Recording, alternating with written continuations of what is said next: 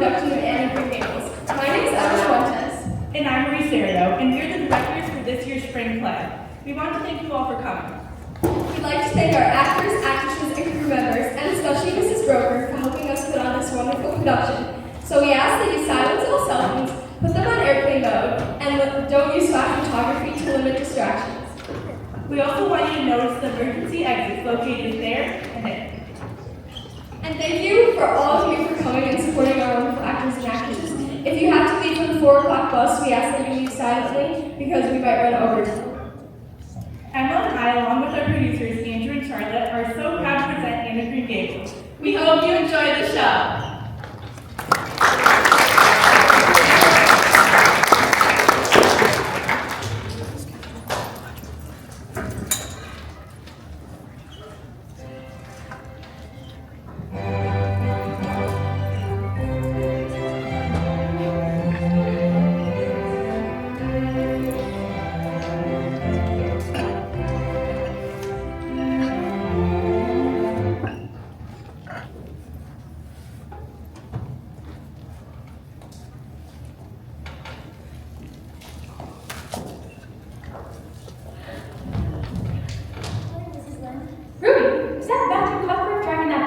Appears to me, well, Matthew never goes to town this time of year, and he never wears a suit except in church. Maybe he's going courting. Don't be so utterly ridiculous. He's not going fast enough for the doctor. Oh, my afternoon has been spoiled. I will have a moment's peace until I know what that man is up to wearing a suit, or we'll always simply split all this.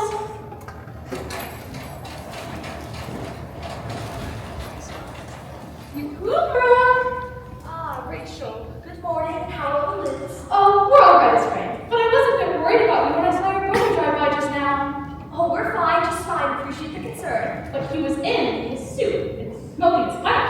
Well, I don't mind so long he smokes his pipe in the great outdoors and not in my kitchen. He was in his suit. Yes, Rachel. Well, Matthew never goes to town this time of year. Matthew wasn't going to town. Oh, don't keep me in such suspense. Matthew is going to Bridge River. We're getting a little boy on the afternoon train from Nova Scott. A boy? You can't be serious. You know nothing about raising children. Whatever put such an idea in your head? Matthew's not as spry as he once was, and his heart bothers him so greatly.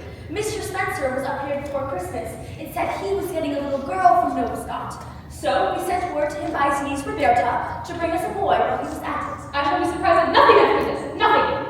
We told her to fix us up with a young child, 11 or 12, young enough to be brought up properly, but old enough to do the chores. You know I pride myself on speaking my mind, and let me tell you, I believe you were doing a mighty risky thing. I wish you would have consulted me first.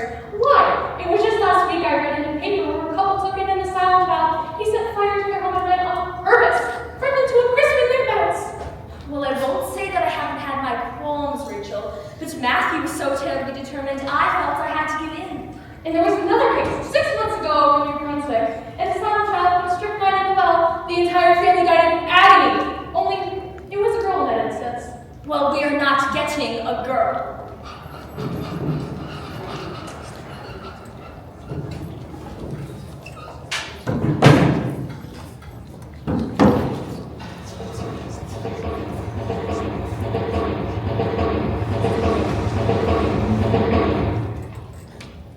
Last call to board train C-13 leaving in 2 minutes. I repeat, last call to board train C-13 leaving in 2 minutes. Thank you. Are you waiting for someone? I am, thank you. Would you prefer to wait in the ladies' waiting room? No, I prefer to sit here. There's so much more scope for the imagination. Thank you just the same. Hello, Matthew. How do you do? Good afternoon, Agnes.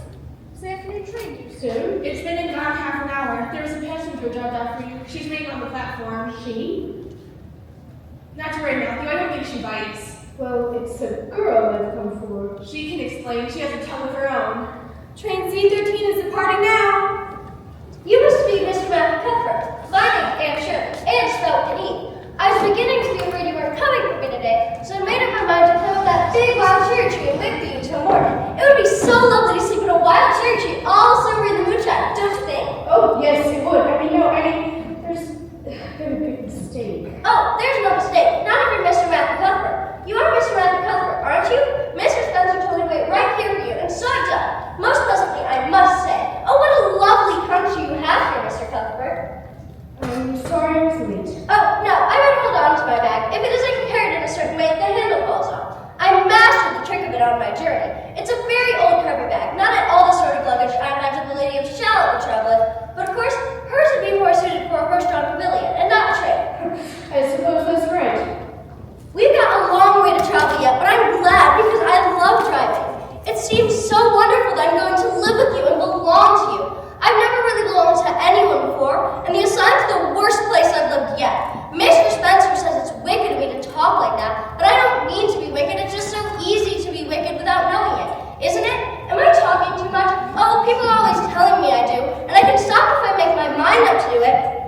You can talk all you like. I don't mind. I can tell you and I are going to get along just fine.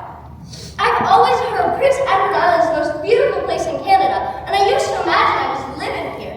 It seems so wonderful to live here. I've always dreamt I lived by the sea. The sea seems nice. Yes, and these red roads are so peculiar. When I got into the train at Charlestown and the red roads began to flash past, I asked Mr. Spencer what made them red. He said he didn't know and pity's sake not to ask him any more questions.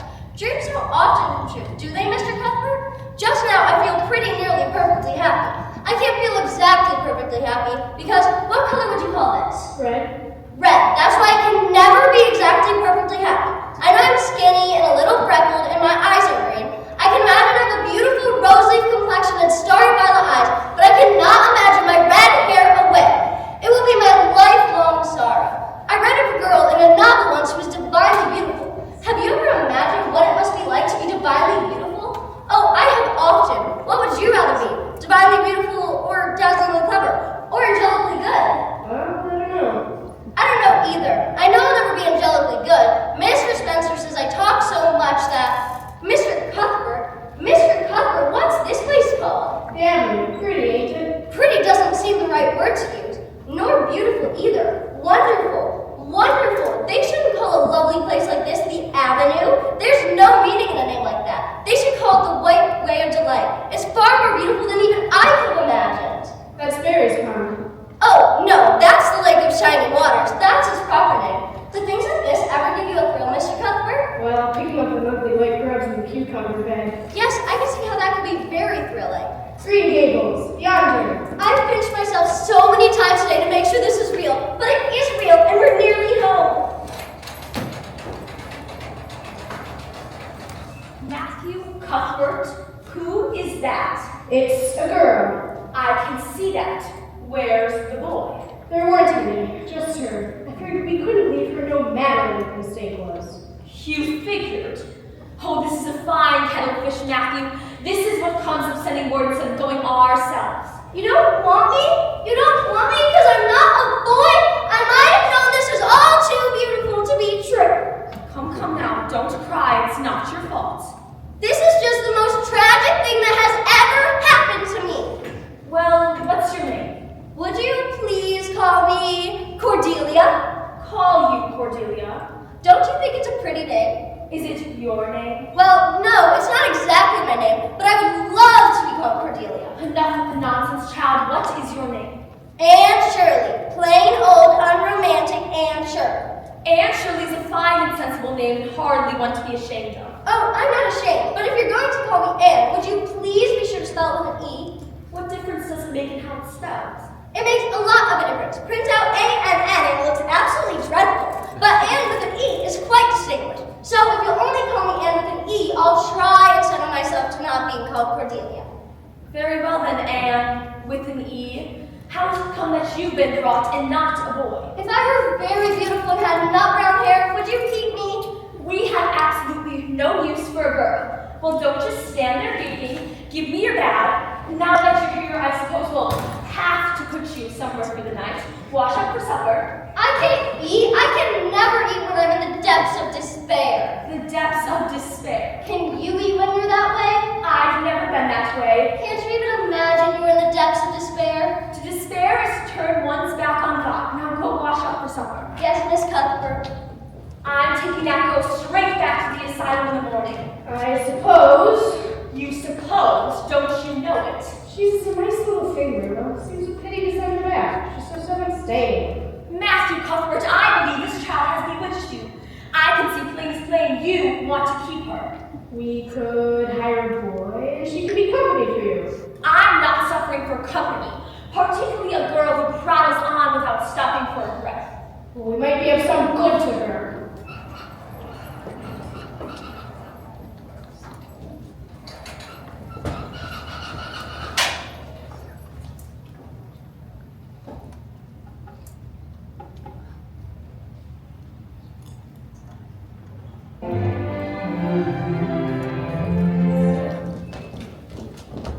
Oh, Marilla, dear. You're the last person I ever expected to see here. I imagine you'd be getting hair settled. How are you, man? As well as a victim of tragic circumstances can be, Mr. Spencer. I believe there's been a clear mistake, Charles. You see, we told Roberta for you to bring us a boy. Well, you don't say. Roberta distinctly said you wanted a girl. I knew we should have gone ourselves. I'm dreadfully sorry, Marilla. I suppose the asylum will take the child back. Well, now, as a matter of fact, Mrs. Blewett was up here the other day asking if I could find her a little girl. She has such a large family, you know, 10 children and another on the way. She's simply beside herself for help. Excuse me, Mr. Spencer. Does there happen to be any twins among them? Oh, yes, 2 sets. How'd you know, child? Twins seem to be my lot in life. Well, now, I'll just take her over to Mrs. Blewett's. She mentioned she needs someone to cook, clean, and wash all those children's clothes. Why did she take a whole month just to get caught up? Well, I feel like I ought to make a decision until I've spoken to Matthew. Good afternoon. Miss Cuthbert, did you really say it, or did I only just imagine it? I haven't said anything yet, except I want to speak to Matthew. I'd rather go back to the asylum than live with Miss Cuthbert. 2 sets of twins? Ew! Besides, she looks exactly like a gimlet. Hey, Shirley! You should be ashamed of speaking of a stranger in that way. Hold your tongue and do not criticize your elders. I will try and do anything and be anything you want, if only you'll keep me, Miss Cuthbert. Well, aren't you going to say anything, Matthew? I wouldn't give a dog I liked that Blewett woman.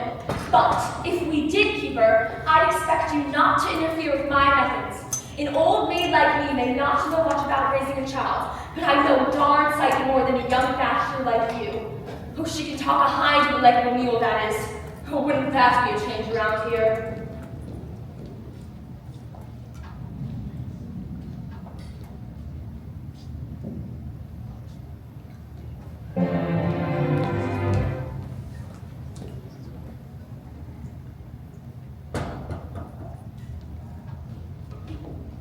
Good morning, Miss Cuthbert. Where's Matthew? He ate his breakfast hours ago, been in the fields ever since. Why? I see. I'll have to be up before the break of day if I am to say good morning to Matthew.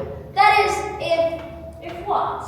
Oh, Miss Cuthbert, please tell me if you're going to send me back. I made up my mind to be patient, but I just can't bear it any longer. Well, you're simply going to have to bear it, because I don't know. I thought we put it on trial for a while, for all of our sakes. If you think it's necessary, Miss Cuthbert. I do. You may not be happy with 2 old grumps like us. Oh, I know I would be. I'd be happier than even I can imagine at this present moment. Oh, good Lord, here comes Mrs. Rachel Lynde. Good morning, Marilla. Good morning, Rachel. I'm shocked at this horrendous mistake I heard about. I've gotten over the shock myself. Couldn't you just set her back? We're still considering it. What is there to consider? I mean, a boy would be bad enough, And this is Rachel Lynde, a friend and neighbor of mine. How do you do, Miss Lynde? well, her looks are certainly nothing to consider. I mean, she's terribly skinny and healthy, Marilla. Come here, child. Look for her hair is as red as carrots. How dare you say I'm skinny? And carrots, you're a wicked, unthoughtful woman, and I hate you. And Shirley, take that back this instant. How would you like to have nasty things said about you? How would you like to be told you're a bad and ugly, sour old gossip? And Shirley, you come back at once and apologize. Mark my words, Marilla. That's the type that puts strychnine in the well. You shouldn't have twitted her about her looks, Rachel. Marilla Cuthbert! I'm not making excuses for her, but you were too hard on her, Rachel. I see. I'll have to be very careful what I say from now on. Oh, I'm not vexed, Marilla. I'm too sorry for you to leave any room for anger in my mind. It's obvious to me that the good sense I admire you for left when that child walked in your door. Goodbye, Marilla. Come down and see me when you can, Marilla. But don't expect me to visit here again if I can be treated in such a fashion. Goodbye, Rachel. That girl's a perfect heathen.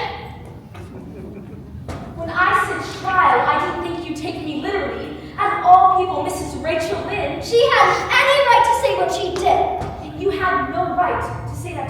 You better apologize to her. I can never do that. You can lock me up in a room full of snakes and toads and feed me on bread and water. I won't complain, but I cannot apologize to Miss Lind. If you expect to remain under my roof, you apologize to Mrs. Lind. Then I guess you'll have to send me back. Rachel Lind deserves what she gets. Matthew Cuthbert, do not start to form opinions for me.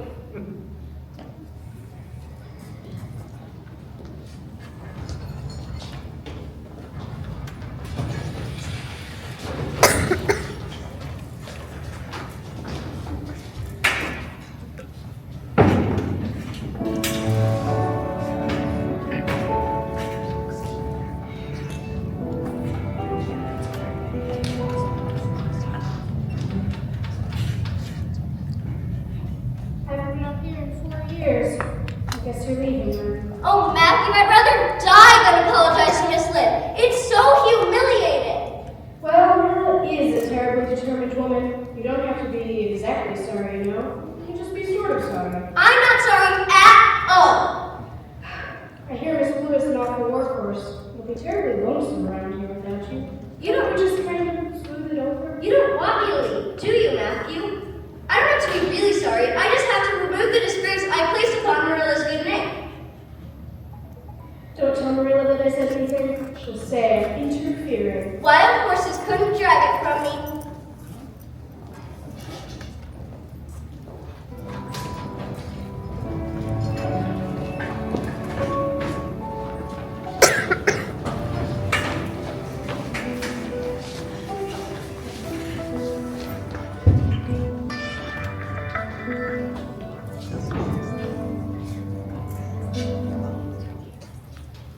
Miss Cuthbert, Yes, Anne. I'm sorry I behaved so terribly, and I'm willing to go and tell Miss Lind so.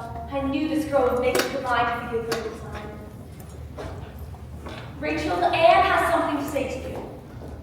I'm very sorry I behaved so terribly. I disgraced my friends who let me stay here at Green Gables on trial, even though I'm not a boy. I'm wicked and ungrateful, and I deserve to be cast out forever. What you said was true. I am skinny and ugly. What I said was true, only I shouldn't have said that. Please, Miss Lind, forgive me. You wouldn't be so cold as to inflict lifelong sorrow on a poor orphan. Please, please forgive me. There, child. Of course I forgive you. I guess I was a bit hard, but you wasn't my fault. I'm known throughout these parts as a woman who speaks her mind. And don't worry about your hair. I knew a girl's hair every bit as red as yours. When she grew up, it darkened into a real handsome flower. Thank you, Miss Lind. You've given me hope. I shall always think of you as a benefactress. Marilla, what this child needs is discipline and a proper education. The Sunday school picnic is scheduled for this week. I'd like you to take Anne so she can meet some civilized children her own age. Her tongue appears to be hinged in the middle, but she makes it out all right. I'm sure you're right, Rachel. In trial or no trial, you ought to put that girl in school. Putting you in school doesn't mean I've come to my decision. It's just as easy to take you out as put you in. I know, but it does give a person reason to hope. I've seen some shocking behavior from you, Anne Shirley, and it does give a person some reason to doubt. Understood? I promise my temper will never get the better of me again, even though I am red-haired. My greatest wish, besides staying here at Green Gables, would be to have a bosom friend. What kind of friend? A bosom friend, a really kindred spirit. I dreamt of meeting her all my life. Diana Barry lives down on Orchard Slopes. Her parents are hosting a Sunday school picnic. Perhaps you can meet her. Diana Barry of the Lake of Shining Waters. Child, enough of those silly names. What should I call you? May I call you my Aunt Marilla? Plain Marilla is just fine. I do not believe calling people names that are not their own. You could imagine you were my aunt. No, I could not. Don't you ever imagine things different from what they are? No. Oh, Marilla, how much you miss.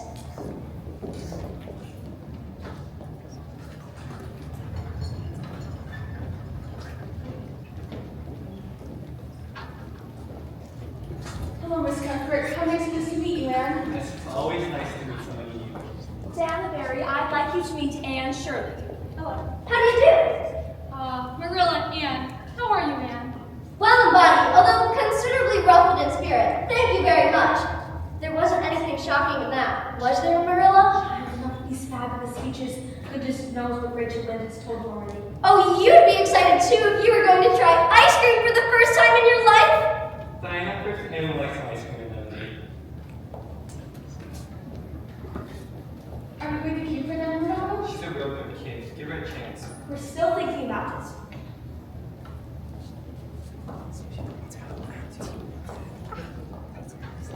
Marilla's given me strict instructions not to talk head up. I have a habit of chattering on so.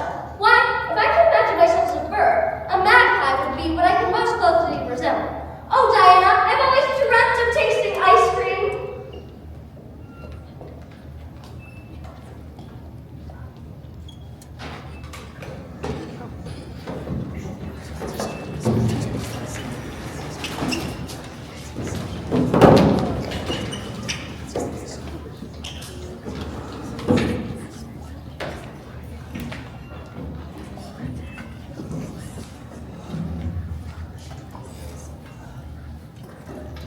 This is your new student, Mr. Phillips. What is your name? And Shirley, and spelled with E. We hope you will strive to meet our standards. You'll be having a very nice time with me, Mr. Phillips. And we hope you will strive to meet our standards. Oh, I know I will, Mr. Cuthbert. Mr. Spencer. I taught children younger than me to read before, and both of my parents were teachers. Why, if I can imagine myself, I know I'll meet your standards. You will sure see what Diana bears.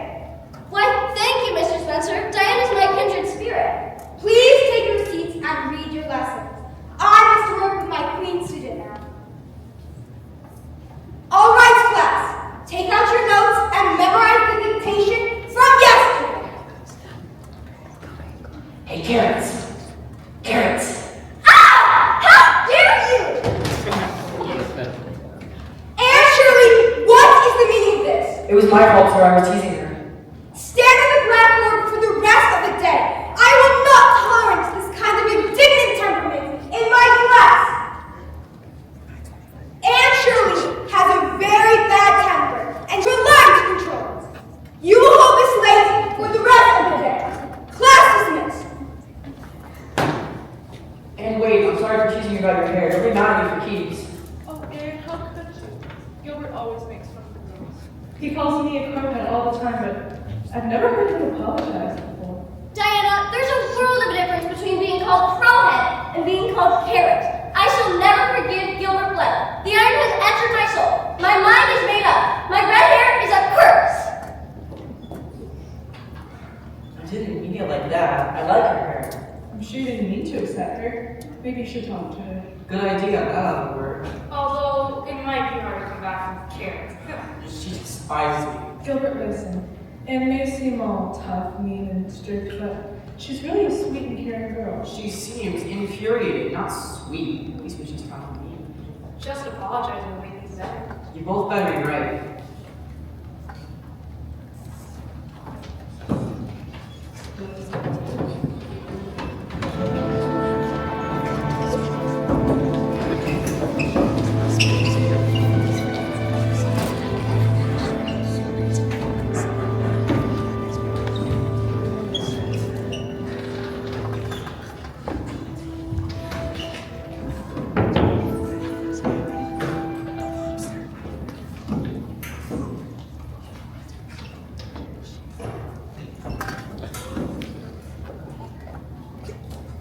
And Shirley, I've heard all about this. Now you open your door at once. Go away, Marilla. I'm in the depths of despair. And Shirley, open this door at once. Please go away. Don't look at me. I'm so ashamed I don't even know where to begin. Breaking that slate over that child's head. He called me carrot. Carrot. I don't care what he called you. You had no right to break that slate over his head. And Shirley, what have you done with your hair? Oh, Marilla, I thought nothing could be as bad as red hair, but this is 10 times worse. I don't know how you got into this fix, but I demand that you tell me. I dyed it. Dyed it? For mercy's sakes, child. But he positively assured me it turned my hair beautiful. Who did? The peddler we met on the road today. Child, I absolutely forbid you to. What's the use? I hope this is giving you a look to see where your vanity has taken you. What am I going to do? I can't face him again. Gilbert Blythe had no right to call me carrot. I should be mad. I should be furious. But if you promise me nothing of the sort will happen again, I won't mention it. You're not going to send me back? Trial is over. You will stay here at Green Gables. Marilla! You may be a kindred spirit after all. Now let's go wash this green hair out.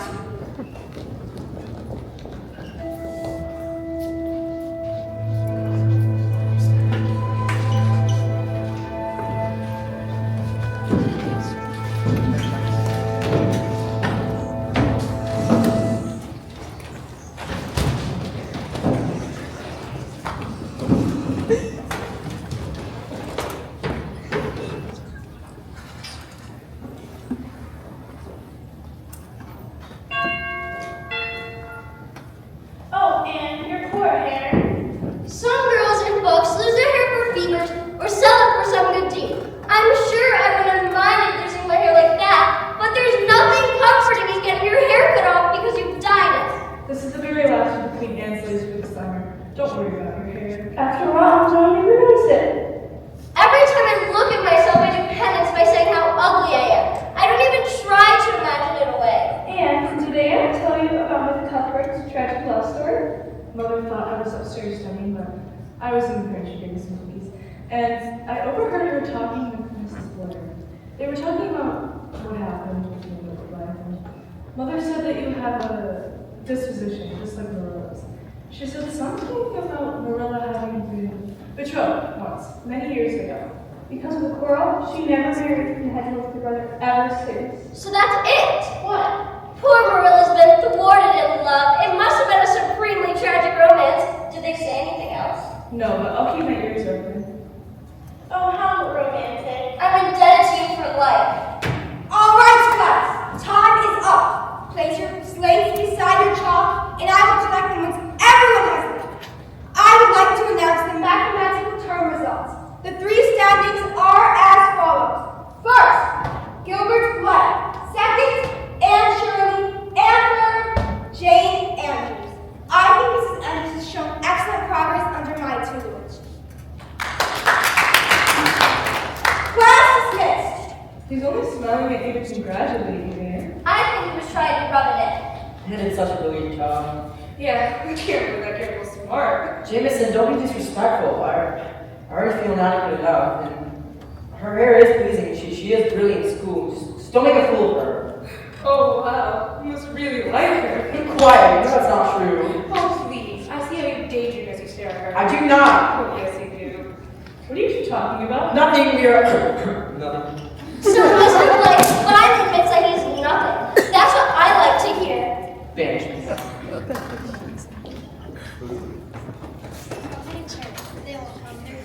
They're gonna go through Let's take the shortcut through the pasture, and we'll be late. Don't be afraid of bullies, Diana. We'll be completely civilized and take the road. I've no intent of arriving out of breath for our examination.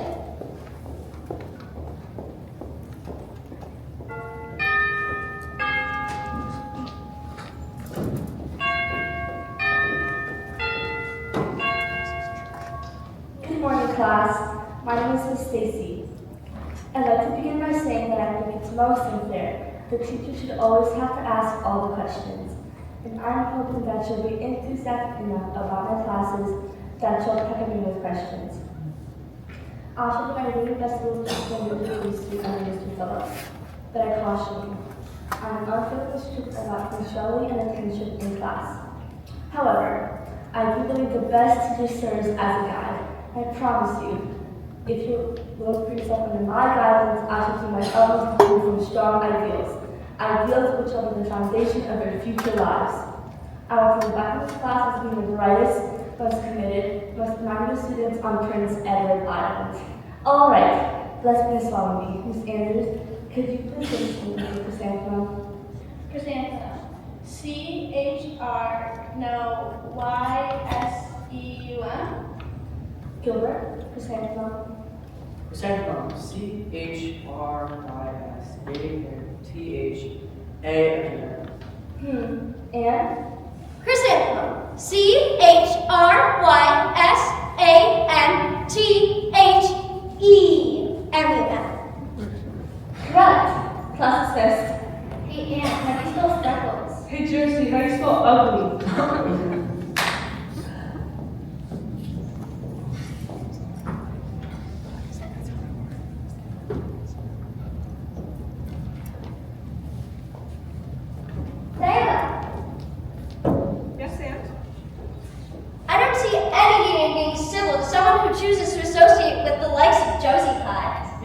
jealous. I am not. You take that back, Diana Barry.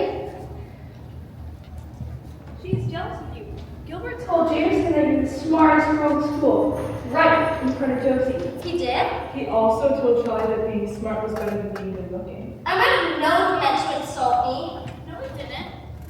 It's not better. I'd much rather be pretty than smart. But at least I don't have to cheat like Josie does. She doesn't have to cheat. She does it because she's a pawn.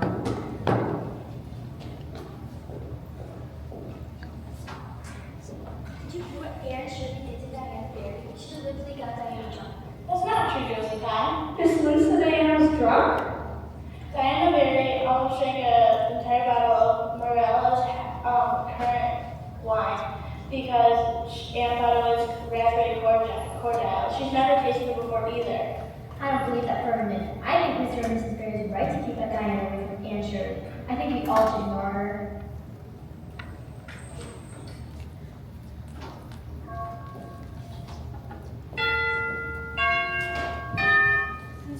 Another class, and I'd like to have a few words with you.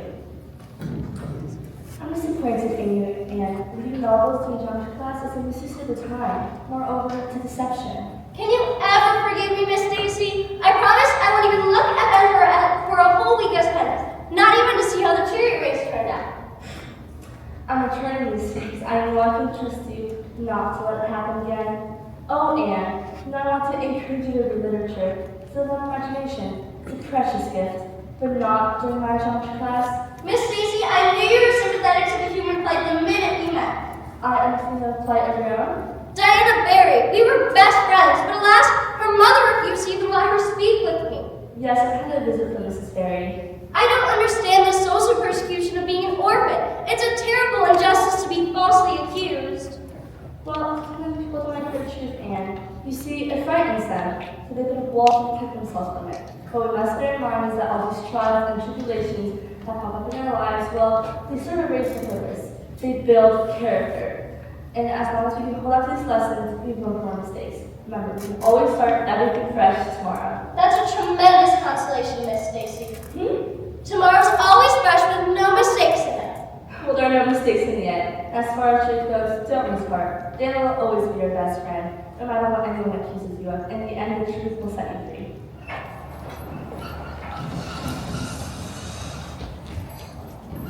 Did everyone hear?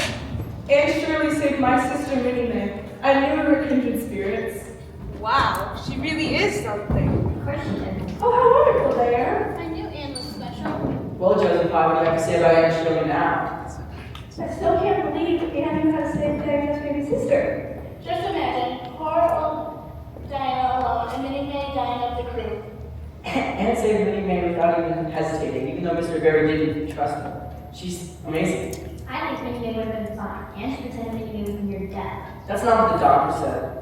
Diana, I suppose some people think it's an accomplishment to walk a picket fence.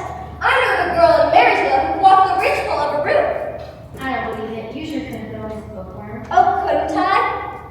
Are you sure it's a good idea? Is it indeed, Mr. Blythe? I dare you walk the ridgepole of Louise' kitchen roof.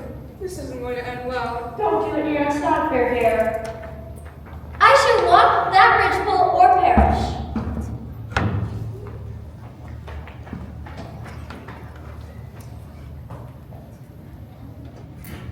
She's gonna fall. Oh, Anne! Oh, are you killed? Just say one word and tell me now if you're killed. No, but I think I've been rendered unconscious. Thank you, Mr. Blythe. I'll call Carrie to help you home. No, I'm perfectly capable of getting there on my own. Thank you very much. Well, I'm going your way. At least let me help. And then if you need to be carried, I'll be very mighty. Okay, but I'm going in the opposite direction. Come on, Diana. Is that really necessary? What? It's weird how much you kiss up to Anne. That's not fair. Talk like a gentleman, and then maybe she will like you. Anne, you should have let me help you. Of course it would take so long now when you sprained your ankle. I wouldn't dream of giving Gilbert Blythe the satisfaction of helping me. Let's cut through here. It's much shorter. But you told me this forest was haunted. I don't think it's haunted in daylight. It doesn't matter, it's always dark in the forest. Don't be afraid, Diana. did you say lived here? I don't know there are ghosts. I only imagined there was because it seemed so romantic at the time. Oh, and I'm scared. I am too, but it's okay. Maybe even now, Mrs. Heyman is accompanied by Mr. Heyman, who was looking for his lunch. Oh no, I shouldn't have said that. He may have followed us here. I'm scared, Anne. So am I, deliciously scared. But don't worry, Miss Heyman said she once felt the ghost of a murdered child creep up behind her and lay its icy fingers on her hand. Stop it and help me out! Oh, Anne, what are we gonna do? I twisted my other ankle. Go and get your dad and ask if he'll come and help me. I'll be right here. What if you get carried off by ghosts? I never forgive myself. I shall endure until your turn. Now go, get help. I can never feel as safe as you, Anne.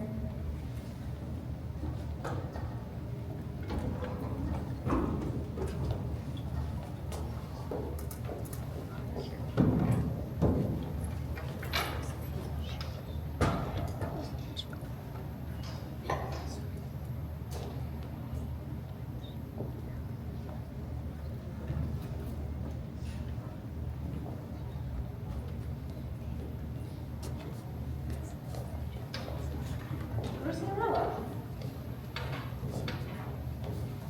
What happened to her? No worry, Marilla. She's all right. I should have known she wouldn't have stopped for summer, barely even the last day of school. Don't worry, Marilla. I twisted my ankle falling off the ridge pole at Moody Sturgeon's and my other ankle falling into the old well. But what would you have done if someone dared you to walk a ridge pole? I would have stayed on firm ground and let them dare away. Well, now, Marilla, don't be too hard on her. I think she's doing a pretty good job being hard on herself, especially considering that she took first place in the current results. Tied for first with Gilbert Blythe. Tied for first place. My Anne. Well, it's certain she didn't injure her tongue. Diana, will you please go get some Anne's mice? Thank you, Mr. Barry, for your kind gesture.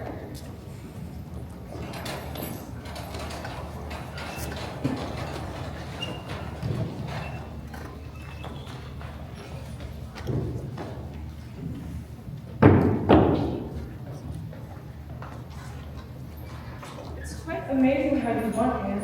I've never seen a girl win like that before.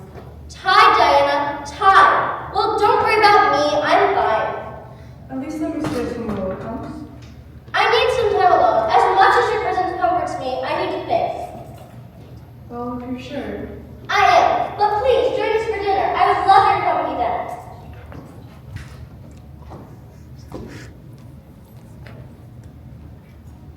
Gilbert, what a surprise to see you here. Hello, Diana. Can I present you my friend William, who is you from Montreal? It's a pleasure to meet you. Your dress, it's stunning. How's Anne? I heard what happened and brought these flowers for her. She's fine. How thoughtful. I'm sure she'll be back to normal by dinner. You should join us for that. That sounds wonderful. William? Sounds like a lovely way to spend the evening. Well, I'll catch up with you two later. There's something I have to do. So, how long until you depart from Montreal? I have 2 weeks. I hope we can get to know each other in my time here at Spring Gables. Would you like to join me for the spring dance next week? That sounds lovely. Hello, Mr. Cuthbert. Hello, Mr. Blake. What brings you here? Well, I wanted to ask you something. I am really fond of Anne. I think she's the most beautiful, caring, and intelligent girl I've ever met. I was wondering if I could have your blessing to take her to spring dance. Why, Gilbert, that is quite sweet. I know Anne would be lucky to have you in her life. But this is not my place. The person you should be asking is Anne. Gilbert, what am I blessing fully? The question is, do you have Anne's? I just don't know if she likes me that way. I was the best version of myself when I met her. Gilbert, you have to trust that she sees what's beneath all that. I know she does. Now, go show her who you are. Thank you, Mr. Cuthbert. I will. Anne, how are you feeling? Here, flowers. They're chrysanthemums because, school. Anyways, I just came to check on you. No need, thanks. But thank you for the flowers. And I want to apologize for my past mistakes. Gilbert, not now. I'm truly sorry. I was only teasing you because I wanted to fit in, and I think you're really beautiful. I highly doubt anyone can call me beautiful. Well, I did, and I mean it. So, do you want to join me for the spring dance? I suppose I would like that. Now come along before the dinner gets cold.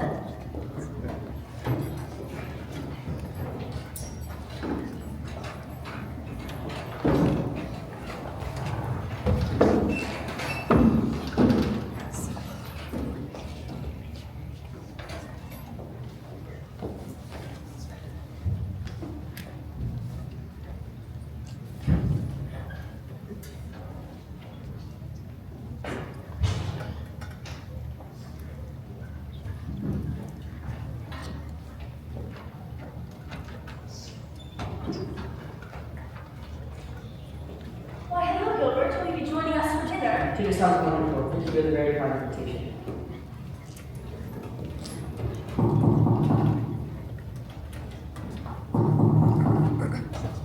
Diana, what a pleasant surprise. And who's this nice fellow welcoming you? This is my friend William.